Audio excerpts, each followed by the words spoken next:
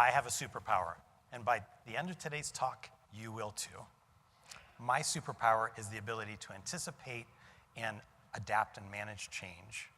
So we're not blindsided by change, so we can actually use slides. So you can have a superpower as well. So my job today is to tell you how a futurist thinks and maybe dispel some of the myths and misconceptions that we think of when we see the term foresight or futurist. So a lot of people think that, well, as a futurist, it's about prediction. You're going to have a crystal ball and you're going to see what's possible. But it's really more about understanding the possibilities and the possibilities that change brings, both good possibilities and not so good possibilities. Early on in my career, I read a book that really changed my life. It was a Tom Peters book called Thriving on Chaos. And the important thing here was that it was about not thriving in spite of chaos, but thriving because there is chaos, thriving because there is change. And that's really the heart of what I'm talking about today, that we live in a chaotic society, things are disruptive, things are changing, but we can learn to thrive because of it, not in spite of it. So most of us get paid to do two things: to think about something, think it through, use our expertise, and then take action, be prepared to do something. That's why we get paid. Being a futurist is simply the process of thinking through all those things that we might do or could do in response to some of those changes or possibilities, and having those plans of action on the shelf ready to go at a moment's notice when the time is right to take action, hopefully before others do, and hopefully in time to give us an advantage. So we're not sitting there paralyzed by saying, something just changed, crap, what do we do? I don't know, let's form a committee, in 6 months we'll figure it out. No, we want to be able to do it right away, and that's what gives us the power. That's what gives us the superpower. So most of you may not use the term foresight in your daily life. There was certainly most of my life where I didn't even know what the heck it meant. But here's an easy way to understand what foresight is. Hindsight we've all heard of. In fact, some of you in hindsight probably shouldn't have had that last drink last night, but that is what it is. Insight is what we think about today. It's our focus on the future, right? Or it's our focus on the present. You know, what are we doing now? Foresight is simply the opposite of hindsight. We're thinking about the future. We're thinking about what could be next, not trying to predict what it will be, because that's far too, our odds are against us, but trying to think through all the plausible possibilities, not space aliens coming down an elevator and impregnating your sister or something, but you know, all the plausible things that could happen. So you may not think you know a futurist. Maybe you do. Maybe some of you are friends with a futurist. Maybe some of you, hopefully in an audience this large, are futurists. So yay. But ask yourself this: what famous futurist once was fired for lacking imagination, having no good ideas? Hint, it wasn't me. But it is somebody you probably are familiar with. And in fact, the people in this town, and probably many of you, understand who he is, right? Walt Disney was a futurist. He imagined things that weren't possible. He had the idea that, hey, someday we might be able to bring, you know, people, families, kids even, to a swamp, and they're going to have fun. And he did a great job of imagining what the future could be. He built a fantastic, you know, environment that's impacted the lives of many people around the world. So my wife wasn't sure I should come today. In fact, she challenged me. She's like, I didn't think you knew anything about ergonomics. I'm like, as if that would stop me. But I said, but actually, we have a very deep personal connection, both of us, to ergonomics. And that's the house we live in. So we bought this house about 20 years ago, and it was a foreclosure. It had gone through some weird things in terms of somebody buying it and mortgage fraud, some weird stuff. But the previous owner was somebody that was tied to ergonomics. And we only learned this once we started getting his junk mail and some pretty tempting credit card offers. But he was Dr. George Phelan, who apparently is somewhat well known for being one of the pioneers in diagnosing and actually coming up with the first surgical technique to remedy carpal tunnel syndrome. So I live in his house. And again, she's like, well, but why does that give you the right to be there? Because just we live in his house, but still don't get it. I said, well, don't forget, when we bought the house, it was like a 1950s time capsule. I mean, literally, it looked like, you know, the Cleavers lived there. And we had to do a lot of work. I needed a lot of repairs, and along the way, I injured myself countless times fixing this place. And so I said, well, babe, maybe if I'm there amongst a group of safety professionals, I'll learn something, maybe telepathically, maybe it'll rub off on me in some way, and I'll come back a safer person. Because along the way, she sort of had to learn how to be a trauma one nurse, randomly saying, honey, do you have a Band-Aid? What did you do? Never mind, just can you get me maybe a big Band-Aid? Bring the trauma kit. So she says, well, if this works, I'm going to send you to a conference on dishwashers and how to unload them, because that's also something you don't seem to be good at. So I think we've always thought about the future in some way. Now, granted, our great ancestors spent probably as much time thinking about the future in terms of what they were going to eat for dinner while they were trying to avoid being dinner. But ergonomics is also something I think people have thought about for quite a long time as well. How to use a tool better, how to make sure that it didn't hurt their hand as much as it hurt the thing they were trying to cut or impact. So I think ergonomics has built on just years and years of rock solid results. So there's a lot of common ground between foresight and ergonomics. And granted, I Googled this and used AI. But some of the common ground is we want to help people. We really want to help improve their lives, keep them safer. But that involves thinking ahead, thinking about what might happen. Not saying, well, let's wait until you cut a finger off and then we'll figure out what to do about it. No, we're trying to figure out what those possibilities are, anticipate them, use system thinking, be interdisciplinary in our approach, and have adaptive planning so we can improve outcomes. So we have a lot of things in common. So in a sense, being ergonomics professionals, you're already sort of half futurist. So the other thing I think we have in common is we have daily stress. The stress of what we call the futures triangle. And the futures triangle is a very simple concept that just says that in most days, in most environments, we have three things at play, all sort of tugging a war against each other. We have sort of the weight of the past, legacy. This is the way we've always done it. Why don't we always do it that way? Because we've always done it that way. But then we have the push of the present. Hey, we need to do this right now. This is our focus. Go, go, go. But then we have the pull or the promise of what the future might be. We might be able to improve this someday. Despite the fact that we have a lot of pressure for today and we've got a lot of legacy thinking, we've got that promise of, I think I could make it better. And so maybe it's things like, well, we've always delivered things with a human in a truck, but now everybody wants things right away. It's really tough to get the human in a truck there, so maybe the pull of the future is, well, maybe you have drone delivery, or maybe the robotics can, deploy from the truck and go make all the deliveries while, the human checks other things and prepares to drive to the next location. But the futures triangle, again, one of the things that we use that I think we have in common. So I was sort of born a researcher. I call myself a researcher and a futurist, but I was certainly a researcher first. I used research and data to solve problems. And along the way, I found and got accepted to a really weird niche degree. Instead of an MBA like all the normal kids got, I went and signed up and got an MMR, which is a Master's in Marketing Research. Essentially a one-year massively intense program, a master's degree, far too many stats courses mixed in with consumer behavior. So qualitative, quantitative, ethnography, analytics, the whole thing. And I loved it. I was a research nerd, got a job with a little company from Finland called Nokia right out of the program. And I loved being a research nerd. And things were going great until one day, things got a little weird. My boss's boss, a Finn, came along and said, hey, yeah, so we're going to need you to help on a special project about the future. We do this every year. It's a futurist thing, and it'll be a special project you do with a global team in addition to your regular job. And I said, not really excited about this, but maybe you give it to somebody else. He's like, you can't say no. You're the new guy. I was like, okay. And I wasn't trying to say no just because I was busy.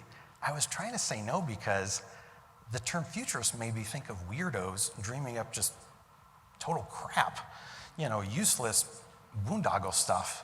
And I wasn't excited about it. I'm a data guy. I'm a researcher, fact-based things. That's what I got a degree in. And he wants me to go sit in a room and be a futurist. I'm like, this doesn't make sense to me. It really was like freaking me out. Now, my coworkers who didn't get voluntold to join the same crew, the same project were very supportive. Sort of like try to have an intervention and sort of pump me up and say, it's okay, you can get through it, we'll help you. But then they got curious. Do you know what the lottery numbers are going to be this weekend? Just asking. I'm just curious, is anything coming in your head? Hey, you going to turn in your cord for a DeLorean? Because that'd be wicked cool, and I'd love to borrow it. I was like, no, I'm going to keep the cord. And then someone said, do you have like a special budget for your project team, to like help you think about the future, maybe inspire creativity? Do you get to do that on like work hours, not even after work? Or maybe you guys are doing something else when you go off, say, for these meetings. I don't know, but they were curious. They were trying to be supportive, but they were curious. But what I learned along the way is that foresight's more than creativity. And it blew my mind because I really thought that it was just blue sky thinking with an extra glass of wine. So my eyes were opened up, in part because as I learned more and they gave us these little workbooks and a little bit short training and said, go do it, I ended up being the one that was like, looked at as the leader of my little mini team. And they're like, Courtney, what's this mean? I'm like, well, I think it means this. Well, how's that fit in? Well, of course it fits in over here and you do this with it. Well, how'd you know that? I don't know.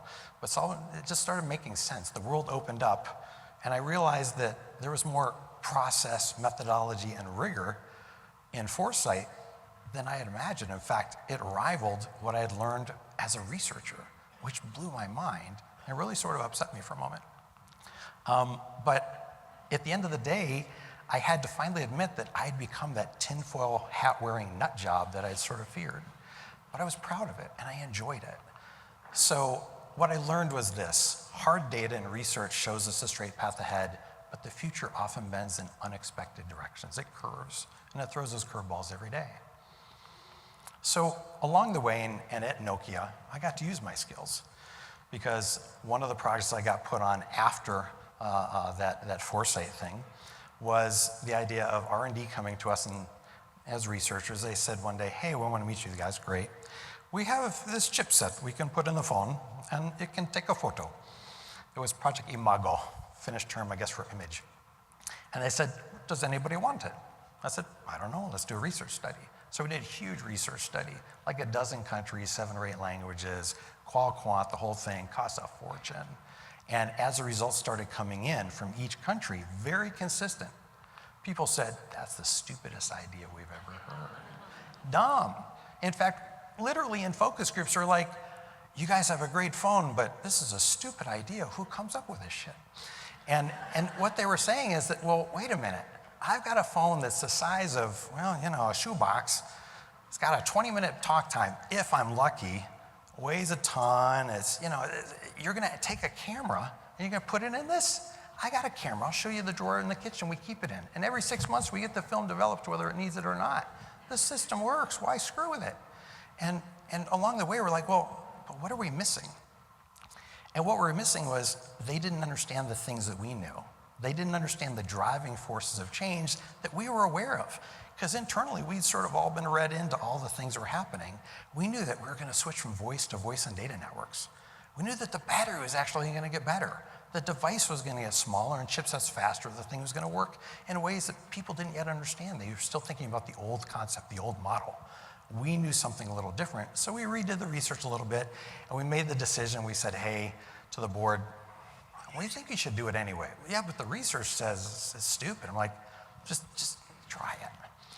And we came up with something that helped not only capture photos, it captured emotion. Because when I can take a photo and I can share it in the moment, I'm sharing emotion. Because back in the day, if you remember when you actually would, take a photo on a normal camera and have it developed, and 6 months later, you're like, what is this? At the time I cared about it, but right now, whatever. But if you take a photo and you share it in the moment, you're actually sharing emotion when emotion's high. And people that can't be there can enjoy and experience the things that you're experiencing. So we learned that the innovation was how we share emotions. It wasn't about capturing an image. It wasn't about just capturing a photo. So this was something that, again, I was like, wow, this foresight stuff works. And we came up with a phone that had the weirdest keypad you'd ever see, but it worked. And people were like, wow, it can take a photo and the photos were grainy as heck. But even professional photographers were like, this is great. I'm like, why? But you're professional. You shoot in resolutions that's far beyond this. Yeah, but I always want to take a photo. I want to capture it. Even if it's not great quality, I wanted it. So again, that was one of the fun things we got to work on, and it showed me the power of understanding and paying attention to those driving forces and not just what people might say in the moment because they don't know the full story. Along the way, we worked on other things, the idea that electric vehicles might give us the opportunity to sort of build vehicles in a different way, where if I have that battery and those motors on sort of little sled, that I might be able to put a different top on it, a different thing on top of that chassis that can do all sorts of things. Instead of having to change my vehicle at the end of the year because I added a family member or did something different, you can go to the dealership and just sort of have it dropped on and change it and be all sorts of different things. We've also worked on and actually invested in wireless energy, the idea that we can actually send electricity at distance through the air without frying your heart, without cooking your brain. And now we can actually do things like put a lamp or a TV where we wanted it, both without permits and without doing things that might be electrically dangerous. It can also work for cars. Electricity is one of the companies that's pioneering the use of wireless electricity with cars. So you just simply park on top of something, either in a parking spot or even at a stop sign, which might actually make people stop at a stop sign, which is great because you can charge even for a couple seconds. It's fantastic. COVID brought a different focus. We started thinking about hyper-quality, hyper-localized and hypersensitive air quality measurements and what you might be able to do. And we came across this idea that dogs can sniff cancer. Like, okay, that's interesting. Dogs can sniff in parts per billion and in some cases low parts per trillion. And we found a company that was interested in taking it further and making basically a digital nose that could sniff in parts per quadrillion. Because if a dog can sniff cancer at parts per billion or trillion, and this can sniff in parts per quadrillion, which is like one drop of water in 20,000 Olympic swimming pools. This might mean that when they perfect it, someday you might go to the pharmacy and on your way in the door, they'll go, by the way, here's a coupon for deodorant and the pharmacy's got a pill for you that's gonna cure the cancer that wouldn't show up on a scan right now, but you've got it, but we caught it super early. So don't worry about it, go get the pill, you're good. So all sorts of possibilities for the future. Again, anticipating and adapting and managing and taking advantage of change. So as a futurist, you wouldn't be a good futurist unless you got to eventually work on the flying car, which we've done, I think 4 times now. But flying cars aren't something that you really do where you're gonna say, I'm gonna drive this to the grocery store or avoid traffic on the way home. Because by the way, if somebody dings you with a shopping cart, you gotta recertify that thing before you can take it anywhere again. But instead, we had to worry about if they can go really far. If you're in something the size of a small sedan with 3 strangers, it wasn't a technological limit that the R&D was up against, it was a biological one. Because they kept saying, what if we could go farther? I'm like, stop, 2 hours is about the max. We're like, no, we can take it farther. Yeah, but their bladder can't. So we learned how to think through scenarios and help R&D limit things in a way that was very useful to everybody that has any modesty. So, assumptions. As a futurist, we spend most of our time really challenging assumptions as to what's possible and what's not, and then looking again and saying, are we right? Are we sure it's not? Are we sure it is? When we look at this house, what do you see? You start to see things like, well, maybe it's a bad neighborhood, they got bars on the door. The lawn's not mowed, maybe they're older, maybe they don't have the strength anymore to mow the lawn, maybe somebody stole the lawnmower. Maybe they don't have the money to maintain their home. Or maybe there's something that we didn't see because we didn't look close enough. There's a house that's fallen in the water, the land's eroding and it's been abandoned. But our initial knee-jerk reaction is often something else. And that's the case we see every day in life, is that we see something and we make an assumption. Because we're smart. I know that, I can nail it right now, I know exactly what that is. Do you? Because sometimes when we look around the corner, we see things that others don't see. And that gives us an advantage. So often we see change as something something that breaks, a disruption, something that we have to fix and make it go back to the way it was. But not all change is bad. I know a lot of people think, I hate change, my organization doesn't want to change. We're just not big fans of change. I'm like, I get it, but not all change is bad. Now some change is significant and it's going to impact things. You might have to, Might have to turn that office into a nursery, and that's okay. That's a good change. And for those people who say, yeah, but I still hate change. I'm like, well, if you ever win the lottery, call me up and I'll take it off your hands and no questions asked, I'll even pay the taxes. So our ancestors, or certainly even our parents, didn't really have to think about change in the future nearly as much as we do today. Because in their life, they dealt with things that worked sort of like at 10 miles an hour. If you're going 10 miles an hour, you don't have to think too far out. You don't have to look too far down the road, because whatever happens, you can react to it. You got plenty of time. You're going 10 miles an hour. You can stop, slow down, go around it. But in today's world, if your life is anything like mine, we're not going 10 miles an hour. We're going more like 110, and tomorrow it's going to be 210. Then eventually we're going to be at Mach speed. So we've got to look farther down the road, because we don't know what could be around the corner. And it's in our best interest to have thought that out, to do that think. So we're prepared to, in the right moment, at the right time, take action without going, uh-oh, what are we going to do if we hit gravel? What was that? Did we decide? Committee? Okay, yeah. Because everything can be around the corner. Economic changes, maybe a bull or a bear. Unpredictable events. Now, take a look at this. Now, and I know some of you are probably thinking, that's an axe murderer, right? But maybe it's not. Think about this. Could this simply be an off-duty lumberjack using his day off to clear storm debris from the roads to help us get through? That's a possibility, right? This is a nice guy. Give him a ride. It's good. So the key takeaway here, speed increases our need to pay attention. And the speed of life today is increasing every day. And here's a quote from a YouTuber that I love. John Correa says, attention buys you time, and time buys you options. The more attention we spend, on the things around us and paying attention to what's going on, and not just focused on, doom scrolling through Facebook or Instagram, but really taking a look at the world and paying attention buys us time, and time buys us options, and we all like options. So change is increasingly exponential. It used to be that change was linear and just things went in a very predictable, orderly path. But today, changes are different. And as a futurist, we need to become really, really familiar with change. Not to say, oh yeah, I know about change. Study it. Get to be an expert in change. Make it your best buddy and put it really under the microscope and understand things like the rates of change, the source, time horizons, levels of impact. There's multiple factors, multiple elements of change. And the more we understand change, the more we're able to really understand what it is and what it could do.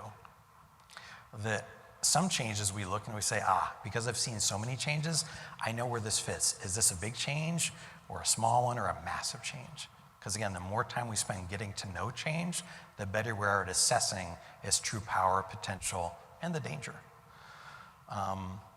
Think about this. We're all SMEs in some way. Everybody in the room is a subject matter expert in something or multiple things. But subject matter expertise today means mastering both what is today, but as well as what could be. Because that's what they're paying you for. Not just say, well, I know what today is. That's great. Does that mean tomorrow you're going to get caught off guard and we're going to be stuck?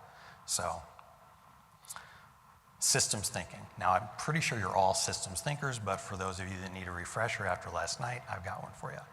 Linear thinking is the idea that if I do something, it's going to have a predictable outcome, right? Hit the switch, it's going to turn something on or off.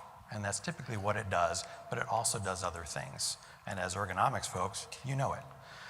Flipping a light switch in the middle of the night, which I'm sure we've all done and gotten yelled at for, is, your spouse may wake up, your partner may wake up, and all sorts of things can now happen. The system's been impacted, right? Somebody might start shopping, somebody says, well, I'm hungry, I'm gonna go eat the last donut. I'm like, wait, but that was, okay, never mind. We might snuggle, we might take the dog for a walk, all sorts of things could happen based on flipping a switch. When we anticipate these unintended consequences, the systems thinking, we can turn complexity into opportunity, not uncertainty. We've thought it out. We're like, if I'll flip the switch and wake her up, what might happen? Yep, honey, sorry about that. I'll take the dog for a walk. Here's the donut, and why don't you do some shopping, buy anything you want. When you think of the term futurist, most of you are going to say, oh yeah, I love thinking like a futurist, love trends. I'm like, okay, trends are part of the equation, but let's dig a little deeper. Trends are sort of like the balls on a pool table. We see them once they're in motion. We have a harder time seeing the potential for motion. Driving forces are simply what cause trends to occur. So anytime you hear somebody say, the trend is this, ask yourself, what's causing the trend? Because that's much more important and much more useful than just seeing the trend and understanding what the trend is. What's the driving force? What's causing it? When we look beyond the trends and see those forces, we're able to control the sticks and control the ball. Timeless needs. This is a concept we came up with a while ago when some of our clients were asking about things. We're like, well, just what's the timeless need? What's underneath there? And they're like, well, what do you mean? So, well, timeless needs are simply things we did in the past, we do now, and we will do in the future. And I know what you're thinking. Wait, he's a futurist, and he just said we will do something in the future. Didn't he predict something? Well, not really. It's a timeless need. Think about your great ancestors, maybe 500 years ago. They probably cleaned their home. Now, granted, back then it was probably easier. You didn't have Walmart and Swiffers and dust vacs and stuff. And cleaning your home back then might have been, hey, clean the home, great. Take the bone from dinner, toss it out the window, you're good. Today, we have to clean our homes in a different way. At least that's what I've been told. And so we do those things now, and in the future, we'll still clean our home, hopefully with more robotics and less human effort, but they're timeless. So when we focus on those underlying needs, those timeless needs, and we remove, even temporarily, just for fun, a little experiment, say, what if we could do it and address that need, but not using the things we do today, not using the process, methods, or approach we use today? It's like, okay, what if I clean the home without having to get out the vacuum? And okay, what would that mean? Well, now once we remove those things, we're that much more open to understanding what else might take its place and new ways of meeting that need, new ways of being innovative in a sense. So today's ingredients, technology, process, methodology, and tools, truly are tomorrow's innovation. And based on what I saw yesterday here at the expo, you guys are already well on top of this. There's so many things here I saw. I'm like, yes, interesting, yes. And technology is simply this. When we think of the word technology, a lot of us in today's world think, oh, something with a computer chip or electronics. But eyeglasses are technology. A tool's a technology. Even a rock used in the right way is technology. It was something that a tool, a machine, or a system designed to enhance human life. And that's what we're in search of, is technologies, not necessarily a computer chip or something electronic, but increasingly these days, those are certainly tools, but it improves our life. So things like really helpful robotics doing things that we don't want to do or shouldn't do, machine vision, digital twins, testing things in a simulated environment before they're in the built environment, anticipating, oh wait, no, that's not going to work, let's fix it before we actually weld it and build it and break ground. Biometrics and all the things you're able to do with that, not just unlock things, but detect whether somebody's happy, sad, fatigued, all the different things. But then even taking a look at ingredients such as touchscreens, things that we've had for a long time, and imagining, well, what if it doesn't have to be on a screen? What if it could be on a surface, something that looks like fabric or wood, or even this here could be a touchscreen. And then even things like haptics. Haptics not just reacting to and impacting, what we feel with our fingers, but maybe haptics can be used to do other things. Wouldn't it be great if something like this were built into our floors, and every time the kid drops something, it's just sort of like, move it over in a corner and make it so the Roomba can actually find it? Because I know my Roomba can't find most. Technology really does improve our lives. It's really a gift. And it helps us overcome things that historically were deadly or really made you have a trajectory of life that was really sad. If we make the right choices. And today there's far more choices than we've had even yesterday. Overnight, we've experienced just breakthrough innovations that just open up the news, and you'll see every day there's more and more things. You're just like, wow, every day, more choices, more options. So just remember, the purpose of technology is to solve practical problems and extend our capabilities and improve the human condition. Leverage it. You don't have to be a tech geek like me to want to improve everybody's life. Foresight frameworks. As I mentioned before, when I learned about foresight, kicking and screaming, not believing it was something that I would ever want, much less love, I realized that there's literally hundreds of tools, methodologies, frameworks, exercises, and today, let's just talk about some of the simple ones that we've already covered. So ingredients for innovation, as simple as saying, what's the timeless need? So again, so we don't build something and people say, wow, why'd you build it? Well, because we could. Well, what's it do? Well, it does this thing. Why? Well, because it can do it. So what are the timeless needs that we're solving? Things we did in the past, we do today, and we will do in the future. Mix in a little bit of the trends and driving forces, things that maybe not everybody else sees, things that would cause somebody to say, that's a stupid idea, and say, oh, actually, it's not, but you just don't see it yet. But it's going to become clear. And then mix in those enabling technologies and explore what's possible. How might I do it? How might we change things in a way that matters? These combinations can be magic. And any of those in the room, hopefully, there's nobody here that's in the tragic situation of never having experienced a Reese's cup. But chocolate and peanut butter can be magical. But there's also unintended consequences. We have to be aware of those. I've certainly experienced some of those unintended consequences. So we have to be aware of the combinations and the power of them, but also what could go wrong. If you're familiar with something called the Turing test, this is the test where, can I talk to something to figure out, is that a human or is that a computer? Well, we essentially met that now. Unofficially, the AIs of today's world have sort of said, yeah, you really can't tell, is it a human or is it a computer? So now as futurists, we've come up with a new one. And the new one is, can a robot change a diaper? Because now we've got something a little bit more complicated. We've got to be very precise with something that's not going to stay still and might actually shoot something back at us. We've got to be very sensitive, but very thorough. There's a lot of details here we've got to really master. So now that we look at the original Turing test and say, yeah, whatever, try this, buddy. And I think we'll get there, and I'm really, really hopeful we'll get there, and I'll tell you at the end why. So one of the consequences, though, might be that kids grow up thinking that robot's the mom or the dad, and you're just the human that, brings them stuff and pays for it. Exoskeletons, I saw some of that yesterday, and that's a space that we've also explored a lot in terms of what's it like when somebody who doesn't have the physical strength to do a task now can safely lift more than they ever could without it. And this might be great for those folks that are having a hard time hiring people and filling jobs, maybe folks in the warehouse that, hey, we need more workers, but we can't find them. What about some of the retired guys who are looking for something to do but don't have the physical strength? Put them in an exoskeleton, now they might be saying, I'll come to work, I got nothing to do, my wife wants me out of the house. Fantastic. What's the unintended consequence of that, though? Well, older guys tend to have smaller bladders, you might need more restrooms. But that's okay. If it's going to fill the workforce, I'm good with it. We'll build more restrooms. We can handle this. Things like wearables, things that are sensors that can detect whether somebody's having an adverse reaction. Maybe they've been injured, maybe they're having a stressful situation, their heartbeat's up, their respiration's up, something's going on, maybe they need help, maybe they've encountered an unsafe situation, or maybe they're just excited and they're reacting to something that doesn't really need our intervention at all. We're just going to turn our eyes and just say, yep, he's out of your league, she's out of your league, buddy. But so take a look at this image and tell me if you see the danger. You say, okay, well, other than the fact she's looking off to the right, she's wearing sunglasses to protect her eyes from UV rays, good. Got her seatbelt on, fantastic. Looks like she's driving a car with all the modern safety gear, airbags and all that stuff. But multiple good things can still have an unintended consequence.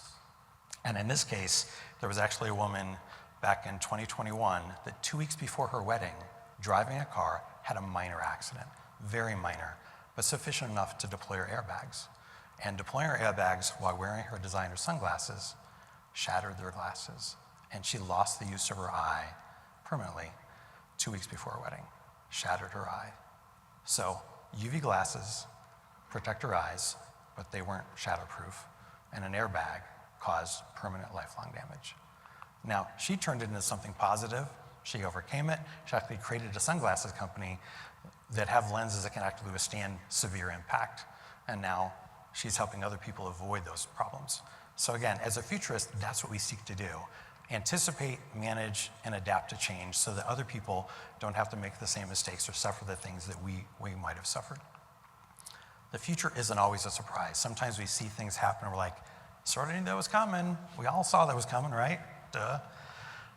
But not being surprised doesn't mean you can't be impressed. And as a futurist, I'm often impressed with things, even when I'm not surprised. Imagination versus capability. Throughout the beginning of time, Humans have dreamed about things that just simply weren't possible. We see it in cave drawings where, pictures of, people flying or with wings. You're like, oh, it wasn't possible, couldn't do it. And back then they thought it never would be. And then the Wright brothers said, hey, we can fly.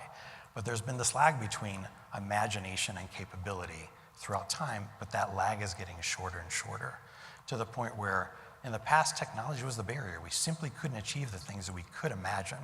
In the near future, deciding what we want to focus on and what we want to do is the barrier. Because if we put all the resources and all the focus on something, almost nothing is impossible.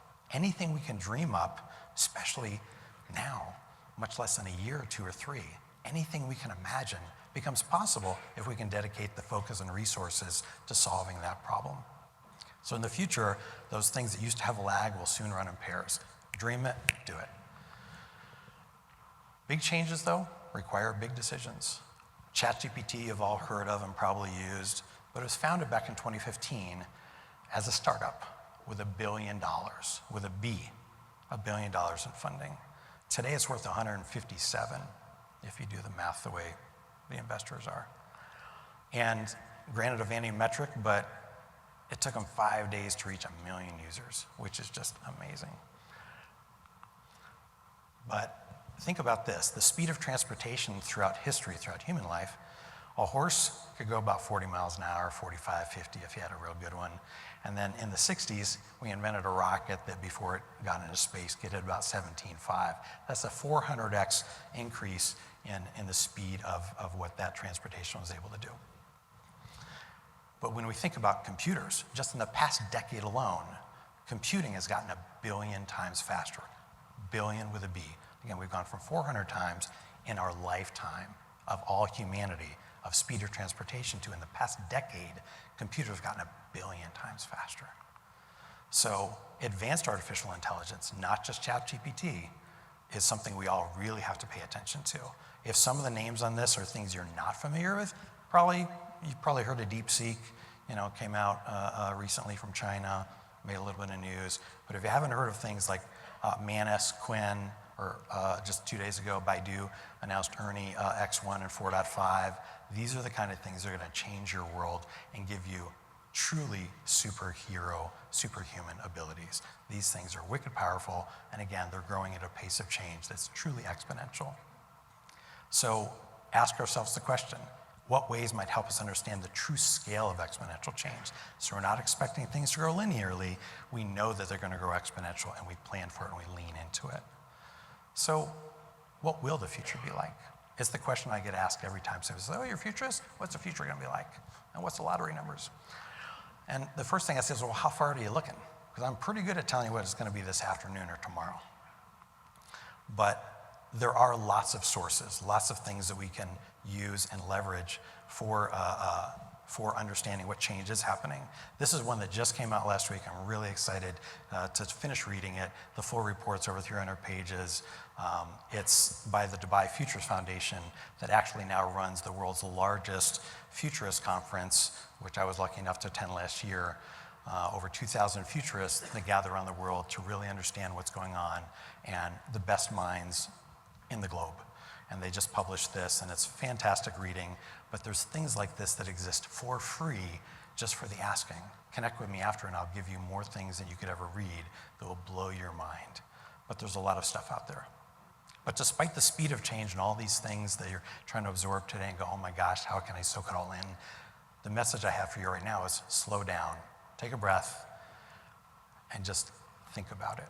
Plan for it. Don't try to react at the same speed that things are hitting you.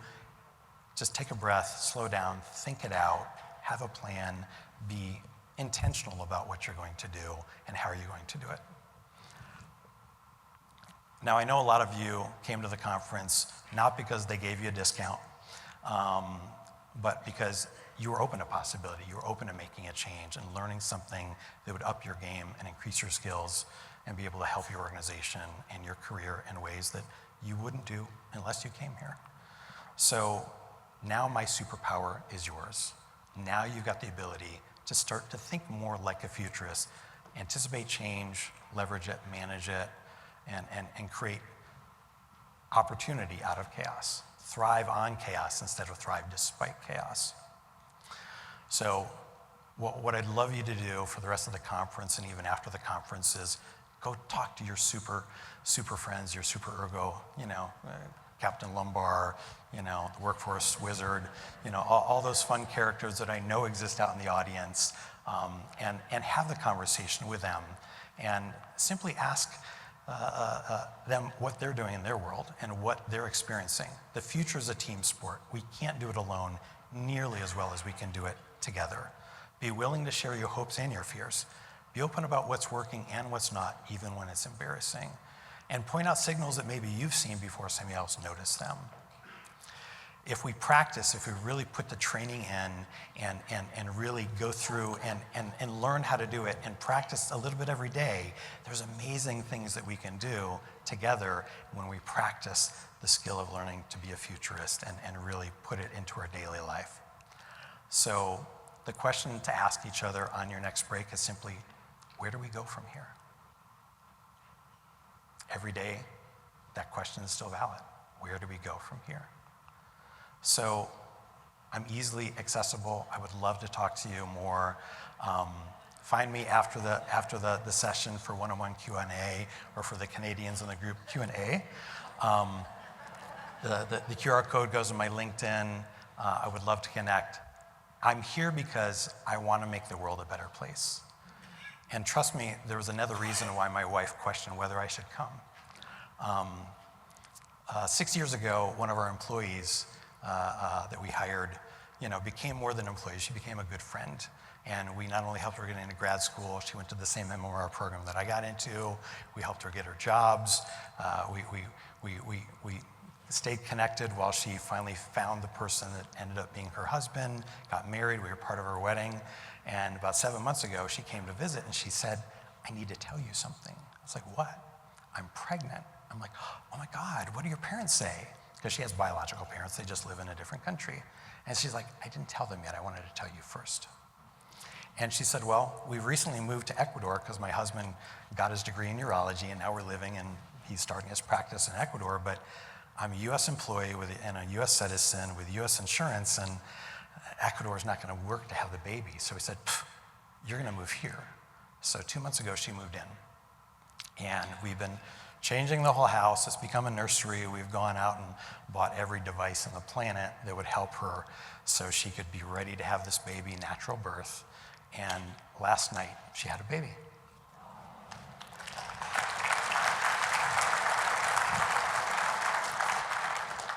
So I'm here because I care.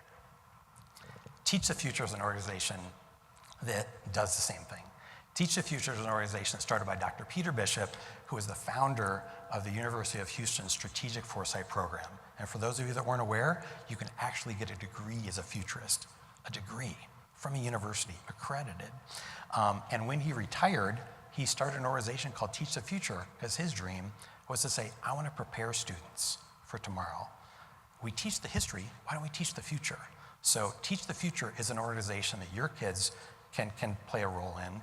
There's lots of information out there, but I'm here today because I want you to think like a futurist, to make the world a better place for our organizations, ourselves, and our children. Thank you.